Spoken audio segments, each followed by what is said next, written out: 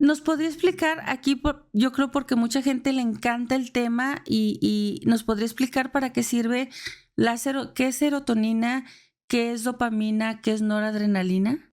La serotonina, todos esos son parte de un... Y las catecol Sí, catecolaminas, esas son justo esas tres, ¿sí? La función de esas tres son precisamente ayudar en que pasen los impulsos eléctricos, pero ya específicamente tienen que ver con nuestro ciclo de sueño, ¿sí?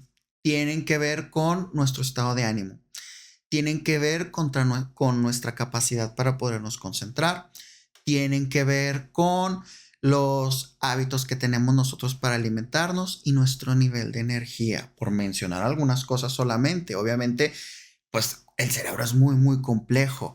Realmente, un ejemplo que me gusta mucho poner cuando me hablan, bueno, doctor, pero ¿cómo es ese rollo? A ver, de la dopamina, noradrenalina, ¿cómo eso me ayuda a concentrarme o cómo eso me ayuda a que yo me pueda enfocar más en mi trabajo? Le digo, mira, lo que pasa es que nosotros no es que estemos liberando constantemente serotonina, o cualquier químico, ¿no?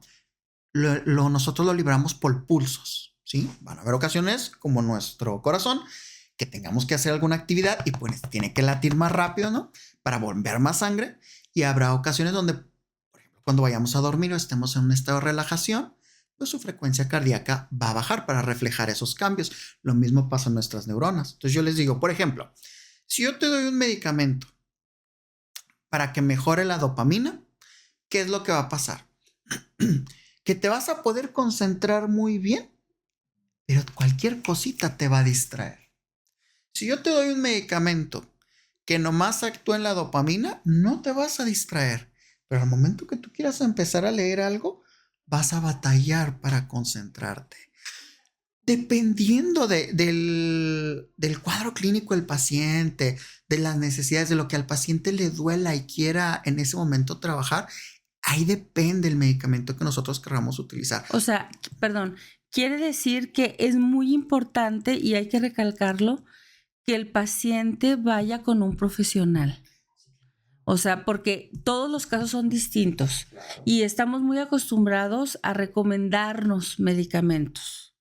Entonces, que el paciente, porque es el síntoma que tiene, el problema, sus antecedentes físicos, todo, es según el paciente lo que usted le va a dar. Sí, claro. Y por ejemplo, es diferente un paciente pediátrico, un niño, un adolescente, a un adulto mayor. Por ejemplo, un adulto mayor, por lo general ya ves, la mayoría de las veces, no digo que todo, ya se acompaña de otras enfermedades, presión alta, diabetes, a veces problemas del corazón, y hay algunos medicamentos que pueden chocar, ¿sí? Entonces, es bien importante precisamente todo eso, la historia clínica del paciente, para nosotros poder decir, este es el medicamento que mejor te puede funcionar. Un ejemplo sencillo. Yo tengo un paciente que viene con cuadro depresivo y trae mucha fatiga, más aparte su impulso vital, su capacidad, su energía es muy baja. Una opción, por ejemplo, podría ser la venlafaxina o la desvenlafaxina. Es un excelente medicamento, trabaja en serotonina y noradrenalina y da muchísima energía. Pero ¿qué pasa? Si este paciente es hipertenso, un medicamento de ese tipo no es lo que necesita. ¿Por qué? Porque su médico va a tratar de bajar la presión alta con el Alapril, losartán, telmisartán, y yo con el medicamento le estoy subiendo la presión, ¿sí? Entonces puede ser muy bueno para personas que no tengan esa comorbilidad médica y sí les ayuda mucho, pero para ese paciente en específico tenemos que utilizar otras opciones. Por ejemplo, la mirtazapina. Mirtazapina es otro medicamento buenísimo, ¿sí? ¿Y por qué? Porque tenía un profesor que nos decía, la mirtazapina es el medicamento ideal para el mal de amores. Le decíamos, ¿pero por qué? Dice, porque una persona normalmente cuando tiene una ruptura amorosa, deja de comer, deja de dormir y se siente triste. Y la mirtazapina justo actúa en esas tres áreas. O sea, da hambre, te provoca sueño y te ayuda con el estado de ánimo. Entonces, así como eso, hay muchos medicamentos que nosotros tenemos que ahora sí hacerlos acorde a la presentación del paciente y las necesidades que tiene ese paciente en ese momento. Otro ejemplo puede ser un paciente, ¿sabe qué, doctor? Yo quiero mejorar, pero yo no quiero algo así me dicen los pacientes, que me dope, que me drogue, que me tenga como zombie. Le digo, ok, bueno, entonces vamos a buscar algo que te funcione mejor para las actividades que tú hagas, ¿sí? Por ejemplo, los antidepresivos, los medicamentos serotoninérgicos, tienen esta particularidad, ¿no? Pero sí es bueno que mencione antidepresivos y todo porque no, la gente no está acostumbrado a los otros términos. Así que si puede mencionar los dos para que lo vayan asociando. Okay. Por favor. Estos medicamentos precisamente en algunos pacientes van a causar mucho sueño, mucho sueño. Entonces yo le digo a los pacientes, no te preocupes, si lo que te causa sueño y mareo, lo cambiamos a la noche, no pasa absolutamente nada. Hay pacientes que me dicen, doctor, es que me lo tomo y haga de cuenta como que agarro pila, doctor, y no puedo dormir en la noche. No pasa nada, lo pasamos a la mañana. Entonces, estas son cosas que a veces no siempre van a venir en los libros, no siempre vienen en las guías prácticas clínicas. Esa es la experiencia, ¿no? Son cosas que ya te, exactamente, que ya te toca ver en la práctica clínica. Y está padrísimo porque los pacientes se quedan como que, ok, es que yo pensé que el medicamento me iba a tener todo el día dormido. No, a ver, digo, yo lo que quiero es que tengas el medicamento y tengas los efectos terapéuticos sin que tengas muchos efectos adversos, ¿sí? Para pacientes que tengan más, que tengan menos, por eso es que es una situación que tenemos que hacerla ahora sí que acorde a cada paciente.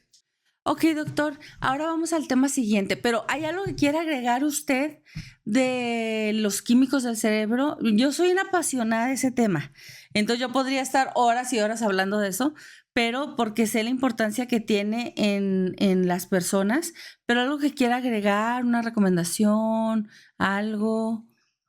Una de las cosas que se me quedó muy grabadas de cuando estaba en la especialidad de psiquiatría, hay un doctor con el que pasábamos justo para ver los temas de paidopsiquiatría y siempre él nos nos acostumbró a hacer un cierre, ¿sí? Precisamente con los pacientes. Primero, explicarle a la familia, a ver, esto que le pasa al paciente, no está sujeto a la voluntad 100%, ¿sí?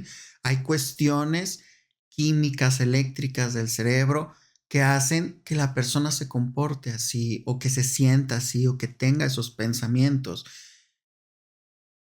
Y eso para muchas familias y muchos pacientes es muy liberador, porque a veces cargan con este sentimiento de culpa. Es mi culpa. Sí, o sea, yo no le estoy echando ganas. Y cuando les dices, no, a ver, espérame, es que esto, sí, claro, obviamente hay cuestiones que se tienen que abordar en otra área, pero también tiene una cuestión que es fisiológica.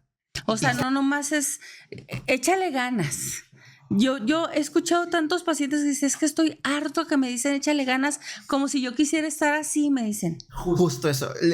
Una de las cosas que siempre les digo cuando doy plática, les digo, lo peor que le puedes decir a un paciente es échale ganas. Es lo peor. Porque tengo unos pacientes que dicen, doctor, o sea, si fuera tan fácil echarle ganas, ¿no cree usted que yo ya le hubiera echado ganas? O el otro espectro. Ni para echar ganas sirvo. Cierto. Entonces estoy frito.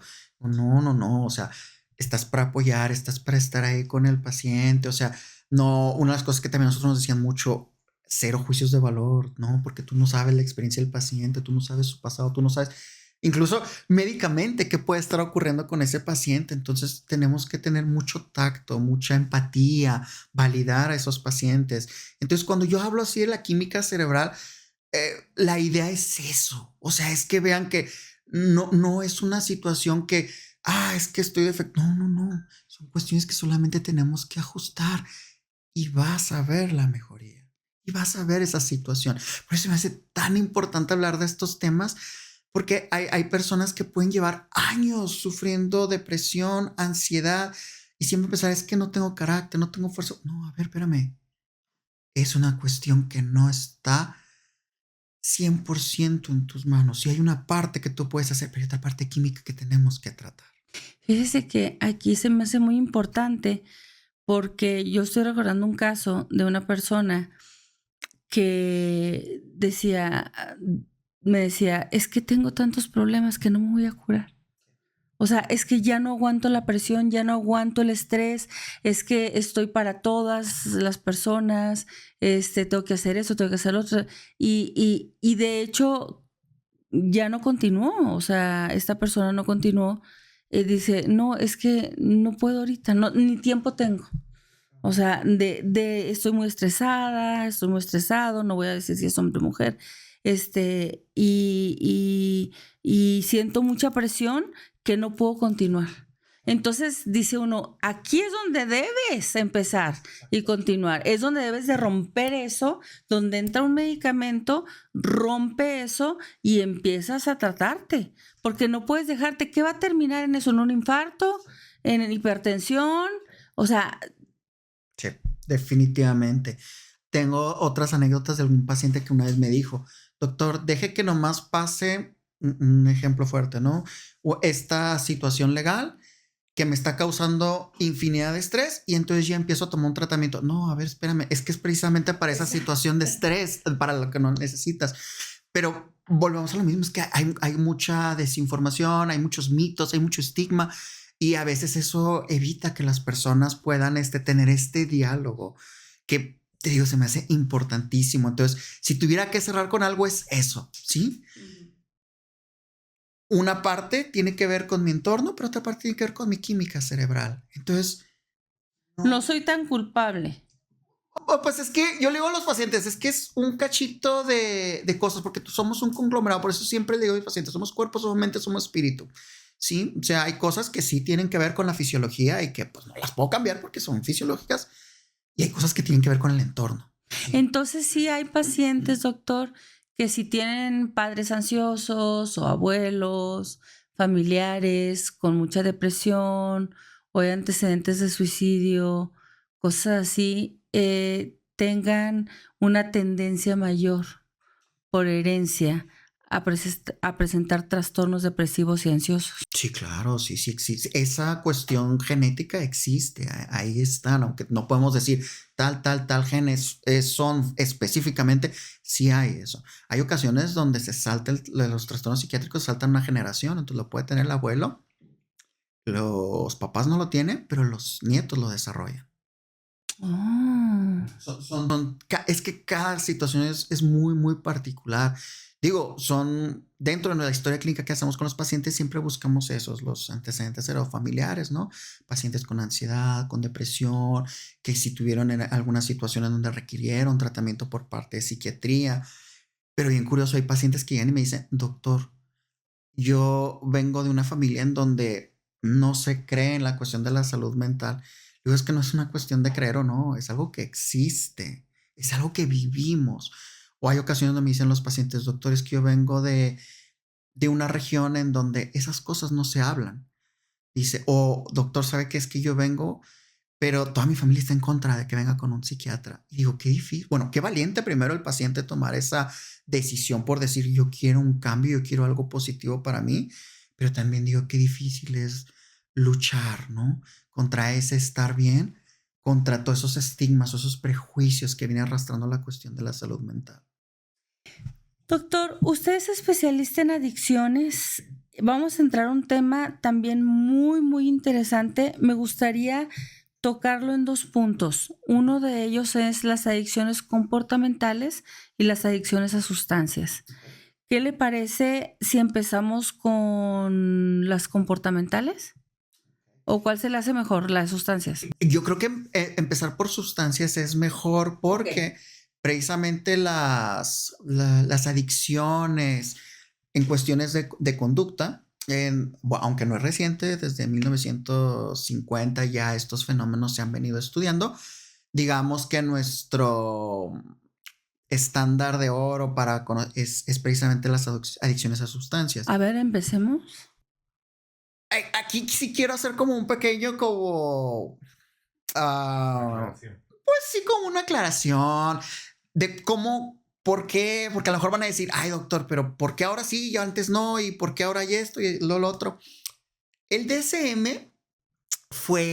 es un manual que nosotros utilizamos en cuestiones de salud mental precisamente para manejar un lenguaje común entre todos los que nos dedicamos a este ámbito. Psicólogos, psiquiatras, médicos. Exactamente, porque antes los europeos tenían sus definiciones, los estadounidenses tenían sus definiciones y a veces no coincidían. Entonces, el tener un lenguaje en común fue súper importantísimo y de ahí nace el DSM. el DSM es, sí, obviamente es un manual de diagnóstico, pero me encantó. Yo cuando entré a la residencia, justo fue el cambio entre el DSM-4 y DSM-5. Y ahí me gustó mucho que decían, es que el DSM es un manual que tiene que evolucionar, ¿sí? La idea de ponerle bueno, eso decían los artículos, pero pues ya veo que a veces no siempre coinciden. El poner el 5 en número, digamos, pues cotidiano, el que usamos nosotros, no ponerlo en número romano, era por la posibilidad de poner 5.1, 5.2, 5.3, 5.4, porque cada vez íbamos a tener más información al respecto. Entonces, obviamente las herramientas que nosotros teníamos o que se tenían en ese entonces son muy diferentes a las que se tienen ahora, ¿sí? Las adicciones, por ejemplo, en el DSM-1 empezaron como algo relacionado a la personalidad o falta de carácter, ¿no? Ahora ya sabemos que, claro, sí, un componente que tiene que ver con la personalidad, pero que tienen su base neurológica, sí, que tienen su base neurofisiológica que explica por qué una persona hace una situación de adicción, ¿sí? Y esto obviamente lo fuimos viendo porque, pues obviamente primero, comportamientos, ¿no? Que se van repitiendo, ¿no? Después, en cuestión de fenomenología. Después empezamos a ver que no solamente son los compuestos que tienen que ver alrededor de la conducta del paciente, sino que también hay otros compuestos que tienen que ver con la fisiología. Y luego a partir de ahí ya empezamos a ver, bueno, hay químicos que también se ven aquí involucrados y no nomás químicos, hay vías específicas. Y entonces eso hizo que cada vez adoptara tuviera un peso mayor el hablar de un trastorno por consumo de sustancias, ¿sí? Originalmente era una dependencia, estaba el término de adicción y ahora pues tenemos todo esta información que nos enriquece y nos ayuda a entender por qué los pacientes tienen este comportamiento. Y ahí va a lo que voy.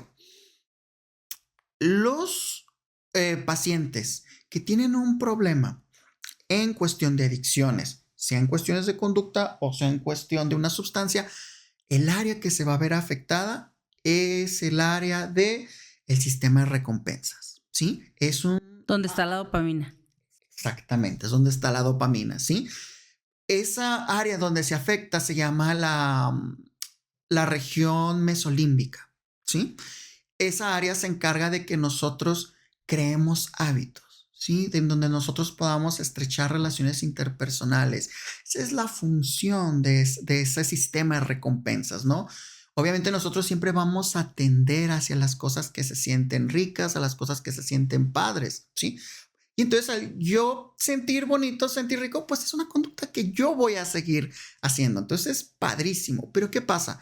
Cuando hay una sustancia que entra e incide justo en un área que se llama el núcleo accumbens, que es la responsable de liberar esa dopamina para crear esa sensación de satisfacción, hijo de su madre, pues es que el cerebro no distingue entre una sensación y otra. Si el cerebro siente rico o el cerebro tiene ese estímulo y lo que va a buscar es continuarlo, ¿sí?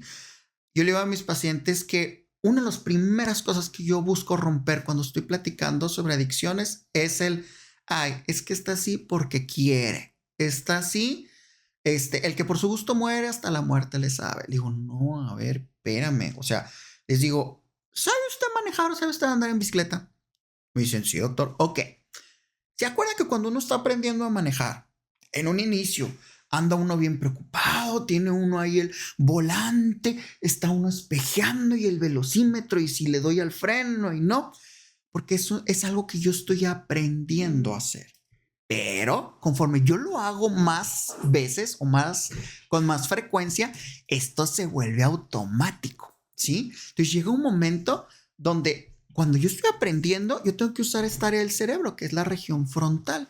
Pero ya cuando el cerebro es muy eficiente, entonces toda esa información la va a buscar, ¡pum! Órale, que se haga de manera sin yo pensarle, de tal forma que yo puedo ir manejando y puedo ir platicando, estoy pensando que voy a ir al súper, que voy a conseguir, y cuando menos recuerdo, ya estoy ahí, ¿sí? Y no nos preguntamos, ay, canijo, pues ¿cómo le hice o a qué hora llegué? ¿No? Es porque ya lo tenemos automatizado. Lo mismo pasa con las sustancias, ¿sí? En un inicio, sí, el paciente tiene que hacer un esfuerzo físico, ¿sí? ¿sí? Tiene que estar sometida a la voluntad para poder llevar a cabo eso, pero llega un momento en donde eso se automatiza y el paciente lo hace aunque ya no quiera hacerlo, aunque le cause dolor, aunque le cause molestia. Y eso no lo entiende la familia. Fíjese, a ver si estoy en lo correcto. Yo les digo, cualquiera puede probar sustancias a nivel social, por entretenimiento. Hay como un mito donde se dice, es que solo los que tienen problemas son los que probaron. No, puede ser hasta recreativo y entonces estás en una situación social o por pertenecer cuando estás muy jovencitos, que el alcohol, que el cigarro, que el vape, todo ese tipo de cosas, pero ¿quién se queda enganchado? Esa es la diferencia. O sea, no porque estemos promoviendo que todo el mundo pruebe drogas ni nada de eso, pero es peligrosísimo porque no sabes tus debilidades que te van a llegar a engancharte. O sea, puede ser por recreativo y si es muy frecuente, te enganchaste. Puede ser por recreativo, pero traes vacíos, te enganchaste. Sí, definitivamente. A veces yo les pongo este ejemplo, también les digo, a ver, yo puedo tener 100 personas y les pongo una mesa de todas las drogas. Prueben la que quieran, ¿sí? De esos 100, a lo mejor 60 van a probarlas, no más para ver qué se siente. Y no las vuelven a probar en su vida. A lo mejor de esos 60 que las probaron, 20 encontraron que cuando la probaron, ese dolor emocional a veces bajaba poquito.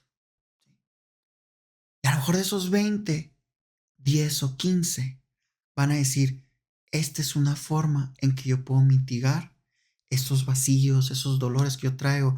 Ese es otro mito que yo siempre trato de romper con la familia y con los pacientes. No, a ver, es que las personas no utilizan las drogas porque se siente rico.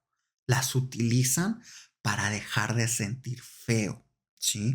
Entonces, aunque sean unos segundos, si yo traigo un dolor emocional intenso, esos segundos preciados y personas que tengan dolor crónico, situaciones de cáncer, no me dejarán mentir, a veces un medicamento para dolor, aunque sean 15 minutos, aunque me quite el dolor un 20-30%, pero ya con eso es un alivio. Bueno, lo mismo pasa con el dolor emocional. En este caso, por ejemplo, sí hay cierta predisposición, ¿no? Por ejemplo, la impulsividad. La impulsividad es uno de los rasgos que nos puede llevar a tener una situación de consumo de sustancias. En este espectro, pues está también las compulsiones, ¿sí? La compulsión es como, ok, yo estoy temiendo un desenlace o una situación que yo considero negativa o dolorosa, yo voy a realizar este comportamiento, pues un comportamiento que yo veo, algo en la conducta, o un comportamiento que no veo, que puede ser un pensamiento, para tratar de mitigar o de apagar o de contrarrestar esas cosas malas que pueden pasar, ¿no? Y la impulsividad pues tiene que ver más con esta situación de hago la situación, pero quizás no pienso en las consecuencias posteriores. Entonces, entre estos dos espectros se encuentra justo el problema del trastorno por uso de sustancias, en donde hay una impulsividad y hay ciertos circuitos que se van a prender, que van a hacer que yo ya de forma compulsiva haga estas situaciones. La repetición. En la repetición del consumo, bueno, no estamos hablando del fentanilo, porque ese ya es otra cosa, ¿verdad? Pero digo, yo me gustaría tratar ese tema, pero ya como aparte, porque es el que anda ahorita muy fuerte. Pero en otro tipo de drogas, la repetición va siendo un hábito y va cambiando cosas en el cerebro, sustancias en el cerebro de recompensa que hacen que necesiten cada vez más. Y cuando dice usted que es porque algo me duele, yo quisiera agregar que no es tan fácil detectar que algo me duele. Es decir, por ejemplo, el alcohol. Vamos a suponer, yo consumo alcohol y pues sí, es divertido, es chistoso y jajaja, mis compas. Y luego de repente ando más desinhibida. Me siento a gusto, me siento más contenta, como más alegre y no me percato, simple y sencillamente digo, cuando voy a tomar me la paso suave. Y luego de repente me doy cuenta que tengo una vida, no me doy cuenta, pero tengo una vida tan aburrida o tan estresante o con tantas cosas de tristezas del pasado, de rencores, resentimientos, que cuando voy a tomar se me olvida y me pongo contenta. Entonces vuelvo a ir a tomar y me siento contenta y después inconscientemente mi cerebro me dice, toma, te hace sentir contenta. Y lo empiezo a repetir hasta que cambia mi química cerebral y hasta que se me hace un hábito. Sí, definitivamente. Y esa es una de las cosas que a veces cuando llegan los pacientes me dicen, es que doctor, yo no siento que tengo un problema. Y le digo, ok, está perfecto. Le digo, cuando tú, en el caso del alcohol, cuando tú tomas, ¿qué es lo que sientes? Y me dicen más o menos lo mismo, ¿no? Me siento relajado, me siento tranquilo, me siento esto, lo otro. Ok. ¿Cuánto es lo más que has dejado de tomar? No, pues no sé. 2 meses, 2 semanas, un mes. Ok. ¿Qué pasa cuando no tomas? No, pues me siento triste, me siento apagado, me siento esto, siento lo otro. Ah, ok. Entonces, ¿qué cosas pasan a tu alrededor para que usando el alcohol sea una forma tú de evadir o de dejar de sentir esas molestias? Y se quedan, canijos, pues no lo había visto así, que es justo ahorita lo que estás mencionando. Y es bien importante porque sí, a veces son cosas que son tan dolorosas que a veces desde que ya cuestiones de la infancia, a veces aprendemos a reprimir o a dejar de sentir o a ser fuerte, anestesiarnos emocionalmente. Y llega un momento donde dices tú, canijo, es que no me había dado cuenta. O sea, efectivamente sí hay algo que duele o molesta. Una de las cosas que también he aprendido durante la especialidad es que cada persona va a agarrar una droga dependiendo de lo que le duele. Exactamente, ¿sí? Por ejemplo, una persona que es ansiosa no va a agarrar cocaína. No. O sea, y los mismos pacientes te dicen, no, es que a mí no me cae. O sea, yo la usé y no me funcionó. Estoy acelerado, estresado, pero por ejemplo, una persona ansiosa agarra marihuana, ¿no? Claro, puede agarrar marihuana, puede agarrar heroína, puede agarrar cuestiones de depresión, al alcohol, por ejemplo. En cambio, una persona que está apagada o se siente triste, va a agarrar cristal, va a agarrar cocaína, va a agarrar crack, sí, estimulantes. Una pregunta, ¿el alcohol funciona tanto para la ansiedad como para la tristeza? Lo que pasa es que el alcohol, o bueno, más bien así, yo siempre digo a mis pacientes, la depresión y la ansiedad siempre van de la mano, siempre, son primas hermanas, para donde jala una, jala la otra. ¿Por qué? Porque comparten varias áreas cerebrales, en donde pues no se produce adecuadamente serotonina, noradrenalina. Y entonces pueden haber ocasiones donde yo tenga depresión, pero tengo rasquitos de ansiedad. Puede haber ocasiones donde tenga mucha ansiedad y tengo rasquitos de depresión. Muchas gracias, doctor Valencia. Ha sido un placer para mí tenerlo aquí y pues lo voy a comprometer aquí en vivo, como le dije ahorita, a que vuelva, porque hay tantos temas de qué hablar en psiquiatría y en psicología. Hasta luego. Ahí está. Muchísimas gracias.